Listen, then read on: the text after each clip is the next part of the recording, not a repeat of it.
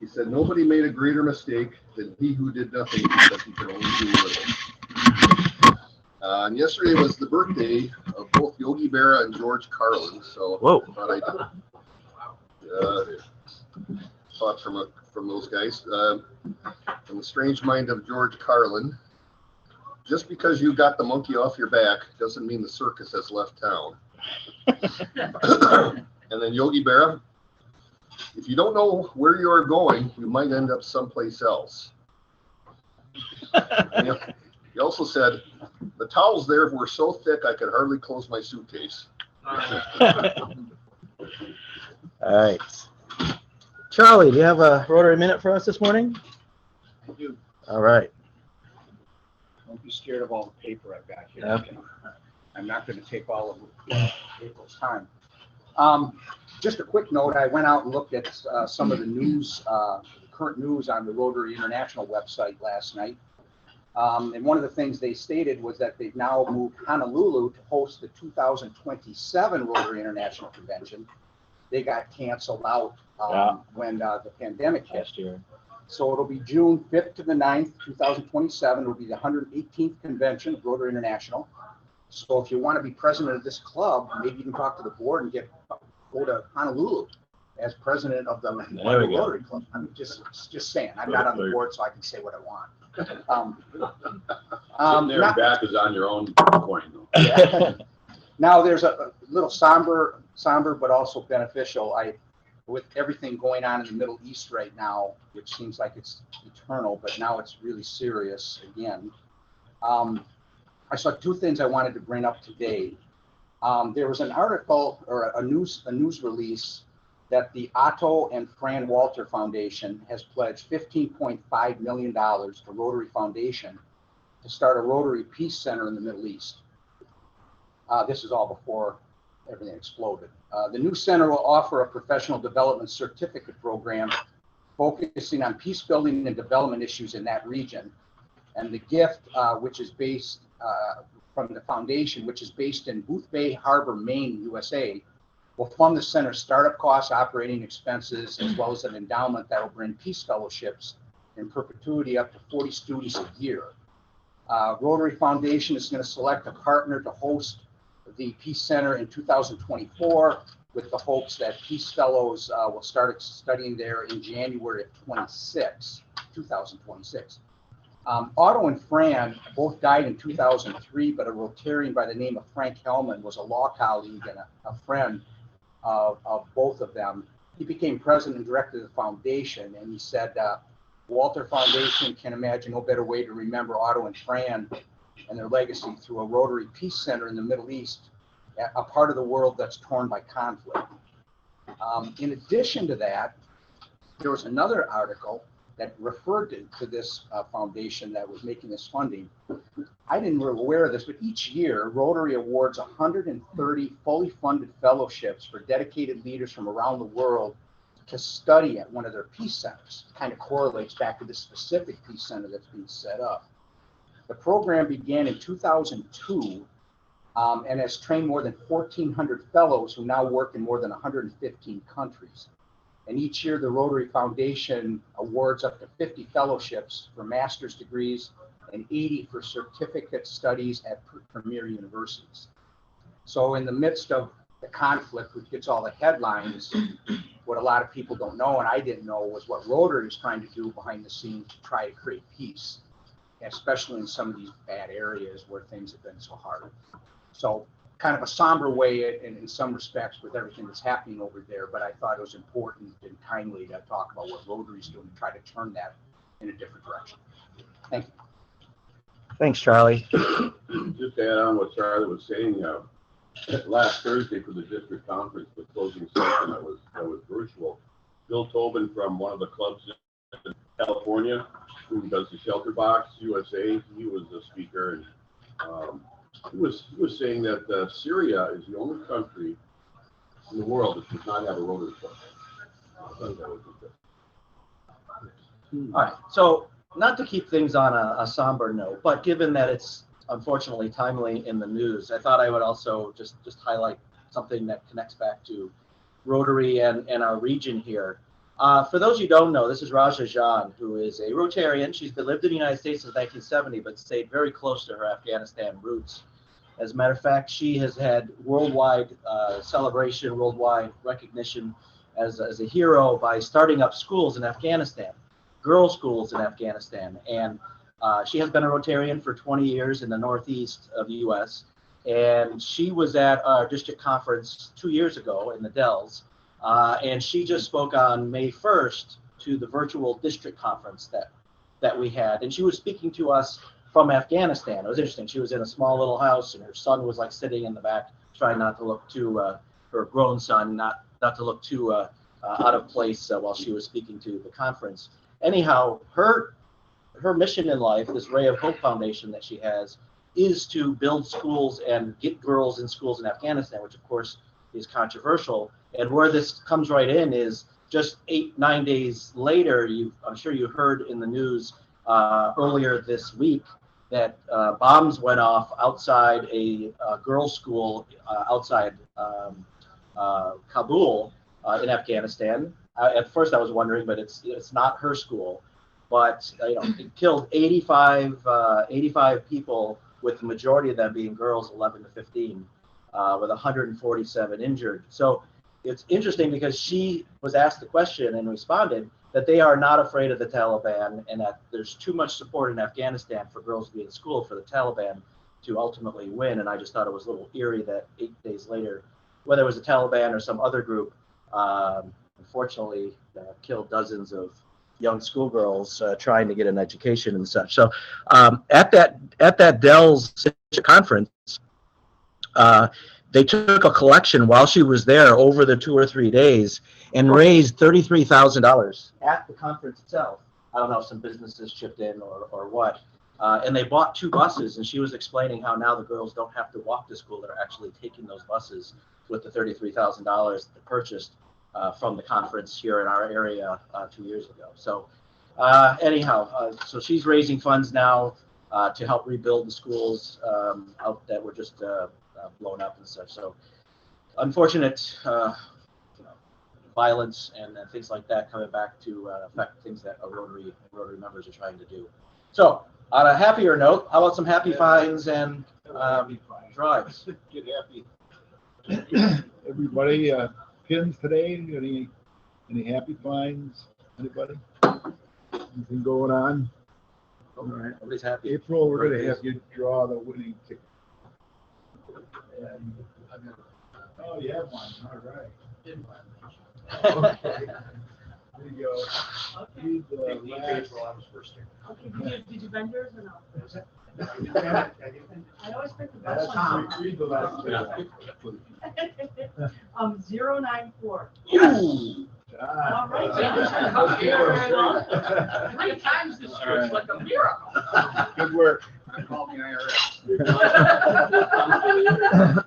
never happened in 12 years.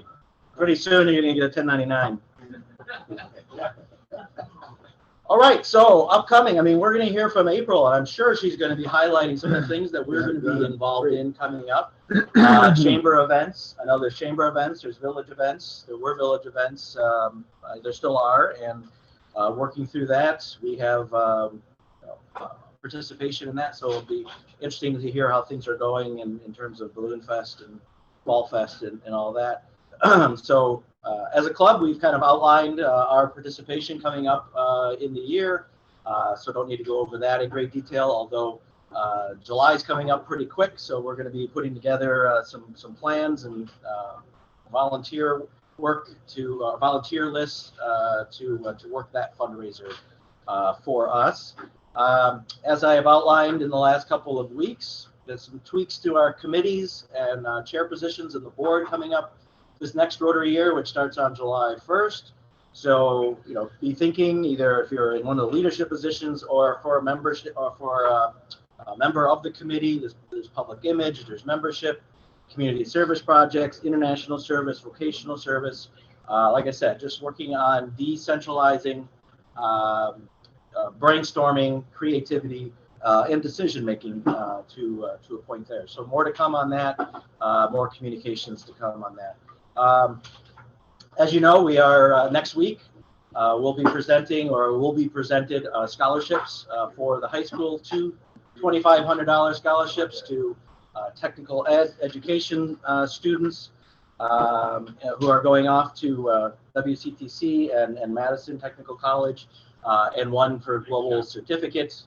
I think Dustin's going to be doing that next week as they do it during school. Hopefully we get a picture or two on that, so it's good to do that for the high school. And also just learned in the last few days that there are two current juniors who are interested and are going to be attending, unfortunately, the virtual, World Affairs Seminar that's happening in June at Carroll University. Of course, it's usually in person. Last year it went virtual, late in the planning. This year it is still virtual. Kind of still difficult to get teenagers from all over the world to travel to Waukesha, Wisconsin, do that. But we're going to be sponsoring two juniors, soon to be seniors from the high school to participate in that, and hopefully in the fall we can have them back and hear about their experience.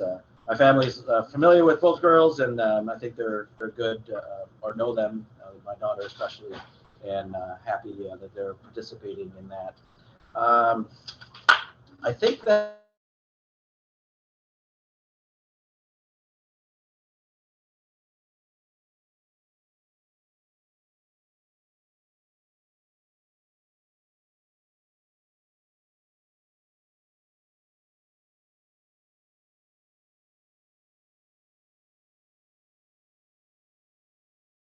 and technically, if we were all vaccinated, then we're perfectly fine. And the CDC says you're doing exactly what you're supposed to. But if there are people who aren't vaccinated, it increases the chances of breakthrough cases and the person getting it. So it's strange. So eventually, I'm vaccinated. I'm happy to say I'm vaccinated. I got the Johnson & Johnson shot, so there's 70% chance I won't get it.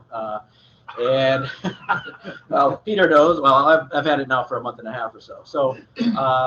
So the goal eventually by July 1st, if not sooner, is to get in the back room here. But we have to make sure that everybody's comfortable. And if there's any of us who are attending out here but wouldn't be comfortable being back there, so it's a lot of fun running things, right, in this era, and figure out how to keep everybody safe and comfortable and things like that. So more to come on that. Just know that I'm thinking about it. We're thinking about it as a board, and figure out how to proceed. I mean, I know Jose would like to have this open for people who come up to the door, like breakfast at 7:30 in the morning. So, anything else? Otherwise, I'll introduce April. Although she and we were talking just a little while ago that she's been in the job for quite a while, going on a dozen years. You're in your 12th year as the executive director of the chamber, and the chamber obviously is very important to the village.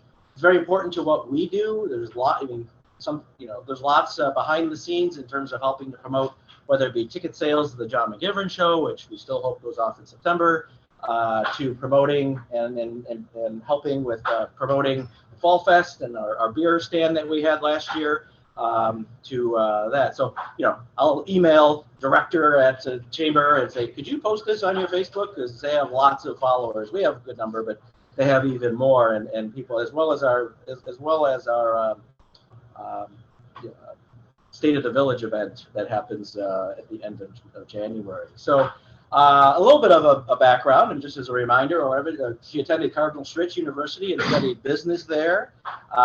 She was on the board of directors of the chamber, and then apparently hired herself as executive director, right, in January of 2010. And here we are 11 and a half years later, and she continues to be in the job. It would be interesting to hear if that's going to be for even longer. I suppose there's a board that helps decide that. But April, it's been an interesting year and a couple of months, and so interested to hear what's happening and how the village is doing from a chamber perspective and things like that. So come on up. Thanks. Thank you so much for having me. I'm going to leave some calendars here, and we also have a couple of them coming up, just in case anyone wants to grab one. You're welcome to. Well, again, thank you so much for having me. I enjoyed the comments earlier, like the Yogi Bear and such comments, because I always say at the chamber, this is my circus and these are my monkeys. It's like my line I use pretty often because it's pretty true. But yeah, anyways, it has been a really interesting year. Prior to my directorship at the chamber, I used to sell audio, web, and video conferencing for a company called Premier Global Services. So I had clients like Barack Obama campaign, Kohl's Corporate. So I sold those technologies, and boy, I really hated using them again. I went from that world of don't meet in person, use the technology, to unfortunately having to use it. So I'd much rather be the meet in person sort of person. But yeah, last year was again interesting. All of our committees met via Zoom. Some of our events did not take place, and no matter what we did, it wasn't right. So I think we're all used to hearing a lot of I call it Facebook trolls. That again, whatever we did wasn't the proper thing to do. So this year, I think people have been listening more to, if you don't want to come, don't come. If you don't want to go out, don't go out. It's your own personal decision. Let us do what we're doing. That's what the chamber's here for, is to promote business and promote gathering. Unfortunately, for those that aren't comfortable with that at the moment, but we did have the events that we did have last year were successful, and because of our success in years past, a lot of chambers closed last year. I follow chambers all around the United States, and some merged, some closed. Waterford, for example, closed. So I was happy that we were in a financial position after, success years prior to that, we were able to make it through last year into this year. But one thing that was super successful last year was our farmers market, on both the summer and the winter market. So many people are looking for a way to make, ends meet, that a lot of entrepreneurs are coming out doing those types of things, if it's making soap or gardening or that sort of thing. But so we're heading into market season actually next Wednesday, May 19th, our market starts. There's so much interest that we only want to grow a certain amount each year, so that when you come with your $50, that everyone gets a little bit of that. So we have turned away probably 20 vendors out of the 40 that we've accepted. It's been pretty crazy.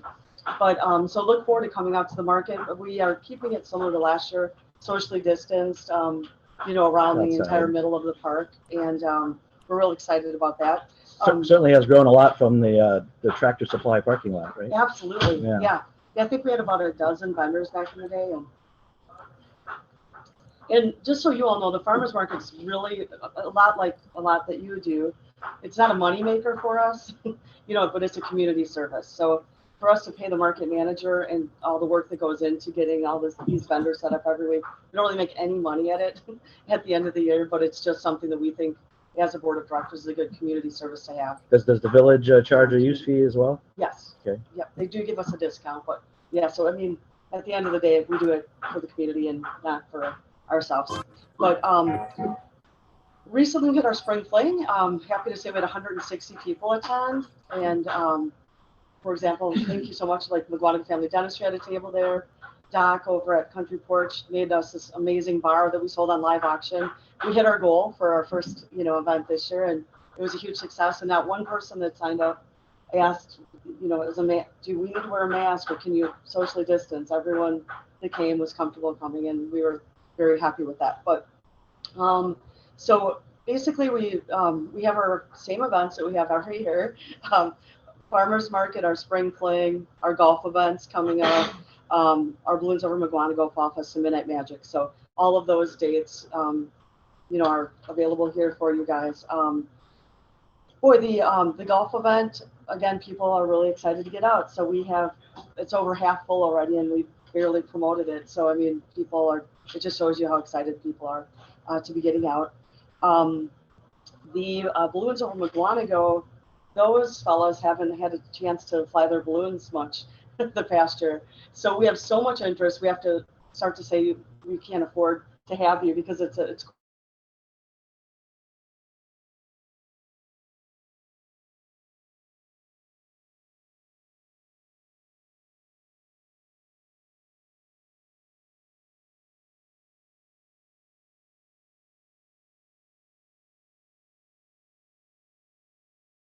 others that are interested, and we're just waiting sponsorship. As sponsorship comes in, we can add to the event, but we're really excited to partner with you guys for you to run the the beer tent. Sounds like it's a buyer's market. Maybe they'll be willing to do it for less than $1,100 or something like that.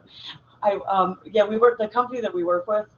It's really what I've come up with as like an average expense. Yeah. But it's exciting. So we'll be flying high. Hopefully it's good weather.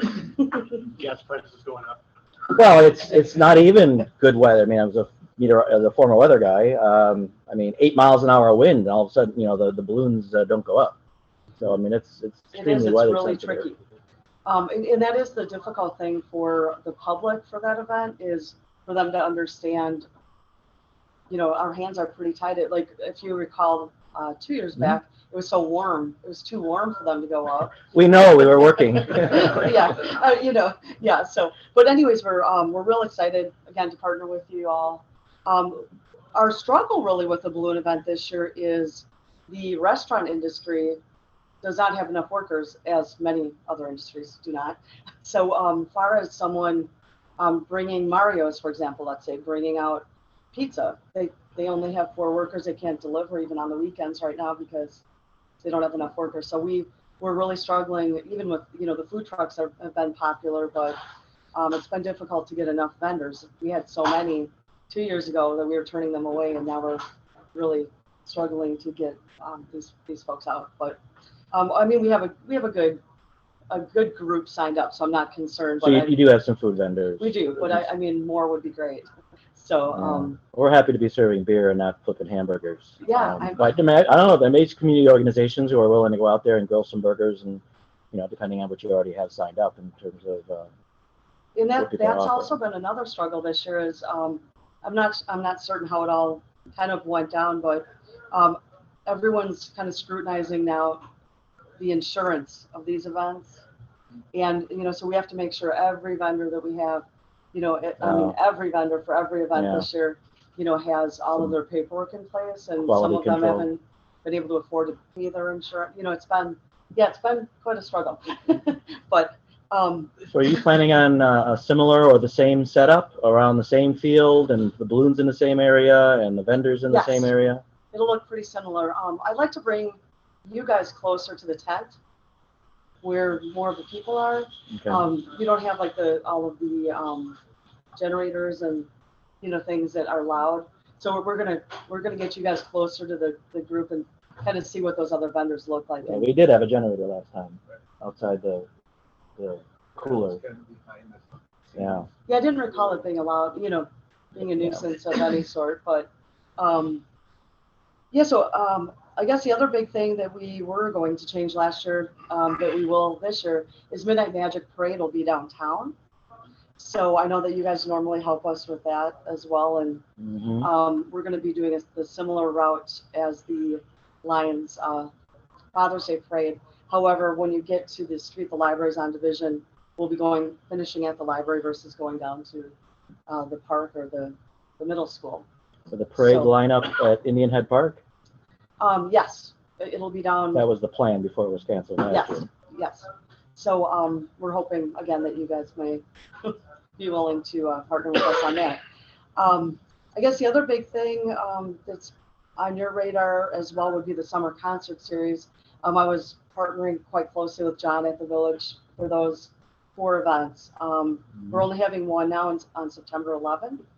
And it really was a decision made by their board of directors, not knowing everything that John had set up far as financially for sponsorship and other things. So it looked like it would be very much in the red for them to move forward with all of the events, because the electricity at the park wasn't going to be in until September. So there was like temporary electrical work for $10,000 and all sorts of things that, were part of that budget that weren't affordable. But the Village is real excited.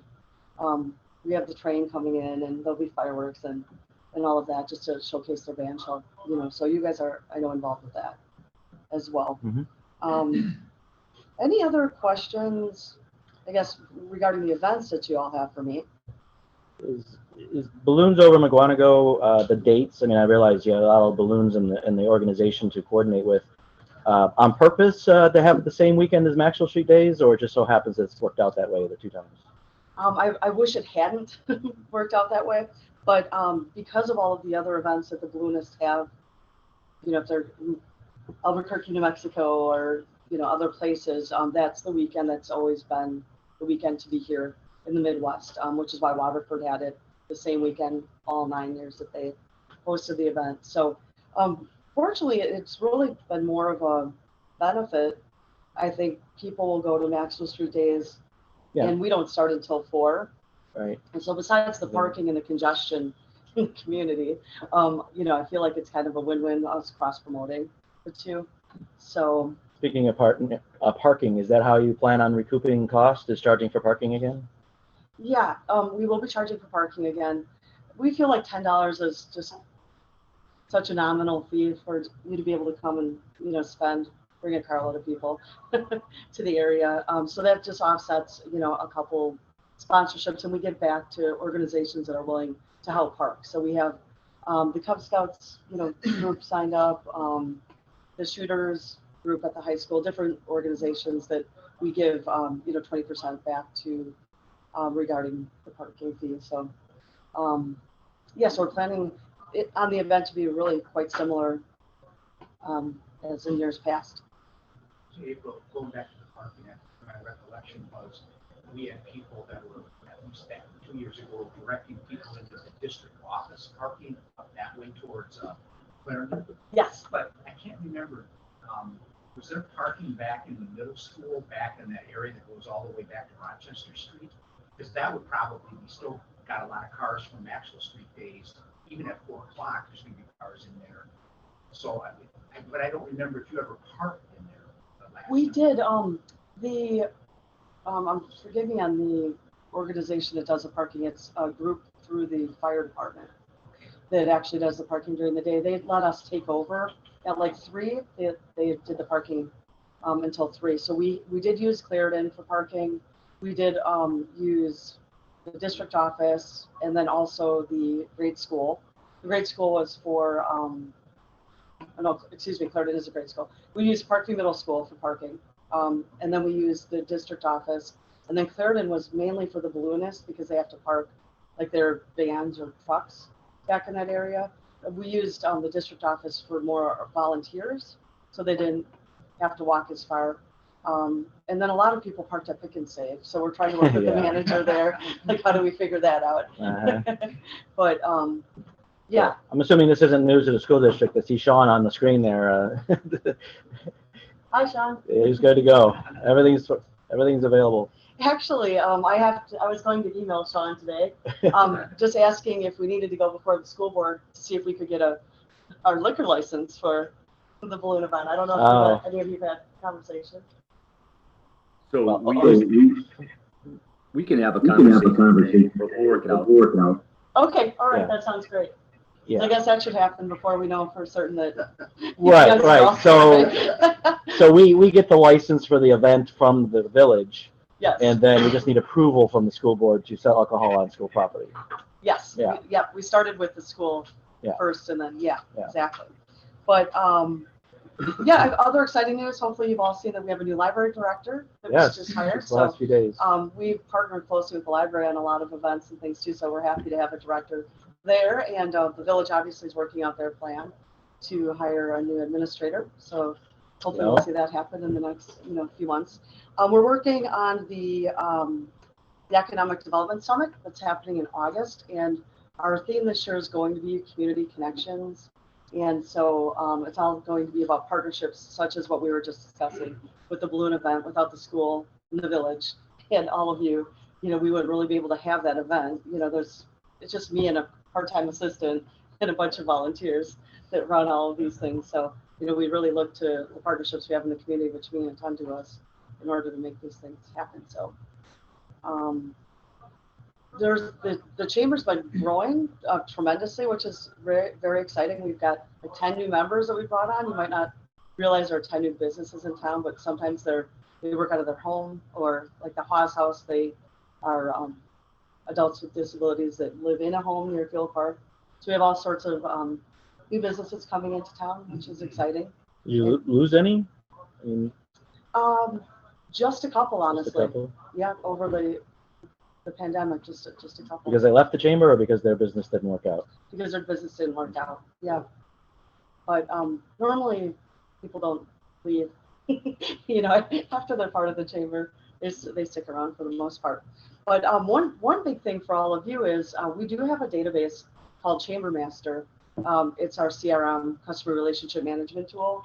And I always think that somebody should really update those things on an annual basis, just so that all of you are getting our contact information. You know, so when I send an email blast, like for example, there's a business after 5 this evening at Lynch, maybe Jim's only seeing that, or very few of you, because you're not listed as a rep within Chamber Master.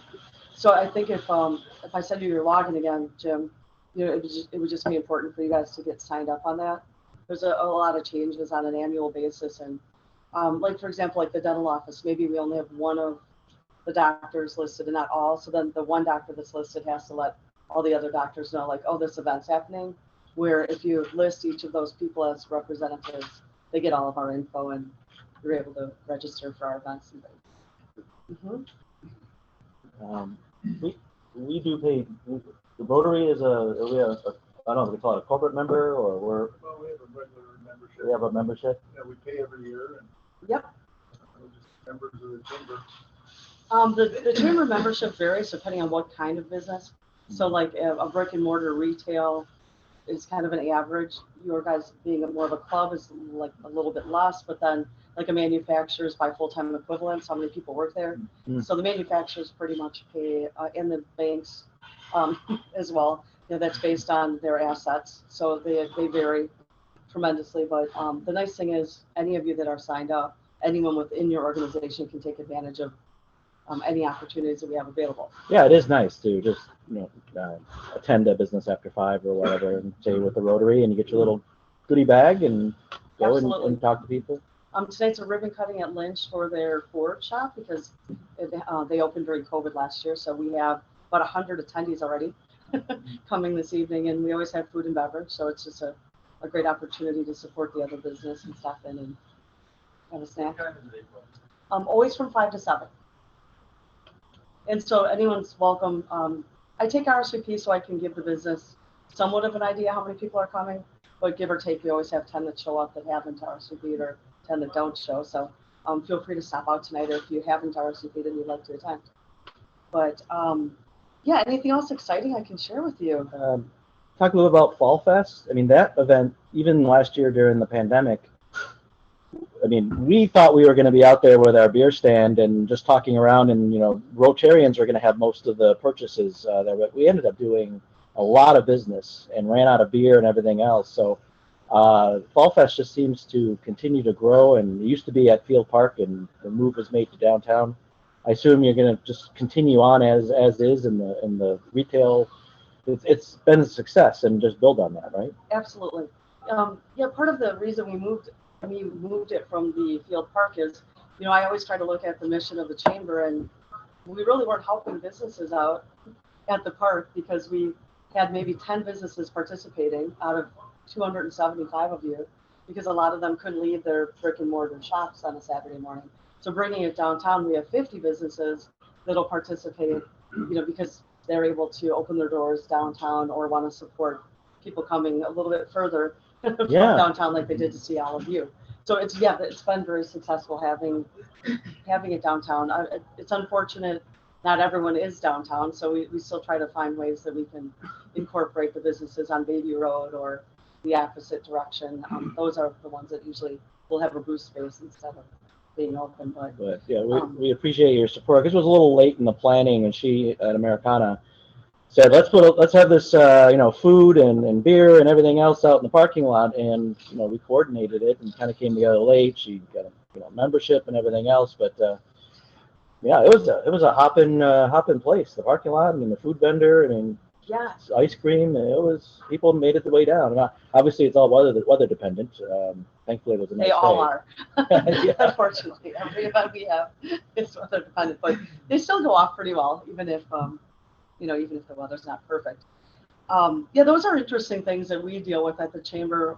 For example, like, if we don't know what's happening, like, let's say the ice cream truck, for example, well, then we look bad because we have a new sweet shop downtown that sells Yeah. ice cream, but Right. we didn't know that the ice cream truck was gonna be there. So when when you guys come in and talk with us about different things, it's nice because I'm able to say, well, that probably might not be a good idea. Or maybe you can get the ice cream shop to have another, location. Yeah, we didn't have anything to do with the ice cream Yeah, you thing. That did. was, But I mean, those are the things, just so you know, that we deal with, like, often, where all of a sudden the food truck's Yeah. out and we're in trouble for it, but we had no idea, and we wouldn't put a food truck right next to a restaurant that we're trying to support, those, but it's with any business, yeah, I mean, the Legion was interested in what we were doing because they've been selling beer down in the square for a while, and all of a sudden somebody else is serving beer, half mile away. Better Yeah. beer. Oh, More But- expensive beer also, but better beer. yeah, But we're planning on doing that again this year. We haven't coordinated that, but it was such a success. And if we get East Troy Brewery on tap, if you will, pun intended. well, that would be a good way to. We've always thought about extending the event. However, being downtown with the roads closed, it doesn't work very well. But that could always be something too, where you guys start later in the day, and we go later into the evening. We can talk about those things too. Not that it's an issue what happened the last time around, but yeah, Martin. April, regarding Balloon Fest, I know that 2 years ago when we had the first time that the balloons can go up and so on, but what's the understanding with the balloonists? As far as them, with the weather conditions being okay, I thought that they were going to take off on Saturday and then do it again on Sunday, but do they do rides or do? Yeah, so basically, the goal is, if it were a perfect weather weekend, they would take off on Friday evening. They take off and they land somewhere. Their crew brings them to get refueled, and Horn has been fueling for us. Then they come over to the back to the park for a glow, and then after they glow, they have to go back and refuel before the next morning when they come out again. In the morning, there should be a competition flight this year on Saturday and Sunday. So basically, they start somewhere else. They fly into the area of the school district. They drop something on the ground, so it's a competitive flight to see who gets closest to win cash prizes. And then again, after they land, they go fuel. We won't see them until the evening when they hopefully take off again, and then come back and do the glow. And then a competitive flight on Sunday too, where they fly in, and then they have an awards banquet sort of thing. But it's very temperamental, the weather with these things, and they're like in close contact, with the airports and different things, and they're still like sometimes for an hour calling if they're going to do it or not. Like we have a pilot meeting. Bill Cash, a former Johnson Bank of Little Lambs, he's our pilot liaison because he's done some work with balloons previously. So he will actually come to us and say it's not happening and we have to announce it. So we've looked into like having a radio station like Brook Life Church did with their lights, maybe where we could give updates frequently, but it's all based on the area, and so it's not going to help the people that are driving an hour in to let them know. So other than updating our Facebook page, our website, it's really hard to communicate, not disappoint people Mm-hmm. when they don't go off. Oh, there'll be a few Facebook posts at least. Always.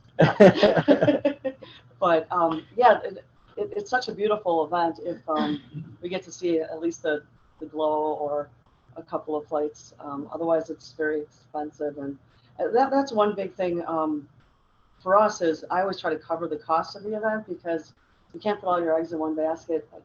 Unfortunately, that's what happened in Waterford. If you only have one event and it's bad weather and we're banking on making money on beer and food and different things, it's just not, it's not going to happen. So we can cover the cost of what's happening, then everything from there is gravy, right? Yeah, so I'm really excited about this year, hoping that we need something, positive to look forward to. Those balloons are going to go up. Oh yeah, let's Yeah. hope. And Well, yeah, I really appreciate you guys' time today and Yeah, thanks having for me coming. out, and if there's ever anything we can do for you, promotion wise too, that chamber master, you can upload anything that you want us to promote as an event right in there, and then that's what prompts us. It goes to our website and we know to promote it. So it just kind of saves you a step from having to Okay, email me to say, chamber master.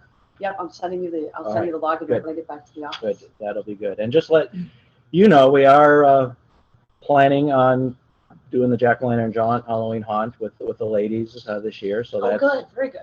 that's the plan. I don't see any reason why we wouldn't have it. And John McGivern is still on the calendar for September 18th, and it's just a matter of whether we can safely have a bunch of people in the Performing Arts Center to meet the need. We still have more than 600 tickets outstanding, but at some point, I already got one email this week asking, when can I buy tickets? I'm like, okay. We're still doing some refunds, but when the time comes, we'll probably have a couple of hundred more tickets to sell. We'll see. I don't know if we can put any We'll more people help on you that. with that.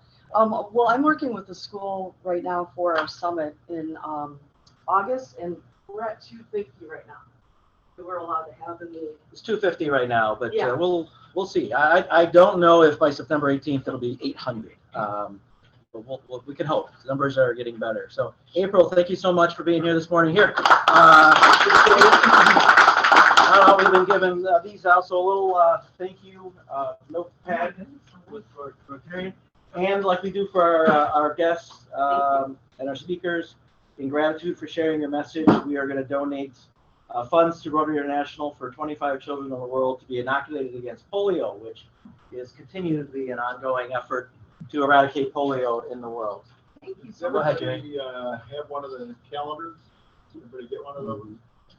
Yeah, a lot of stuff, and hopefully it's all hopefully the weather is the biggest factor with these things as opposed to a pandemic. So anything else anybody like to bring up? If not, let's get on with our day here.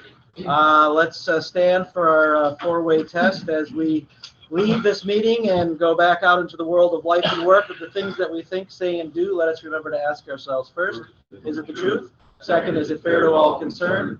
Third, will it build goodwill and better friendships? Fourth, will it be beneficial to all concerned? All right, everybody, thanks for coming out. Have a great rest of the week. Yeah, thanks, you too. Thanks, everybody online. Yeah.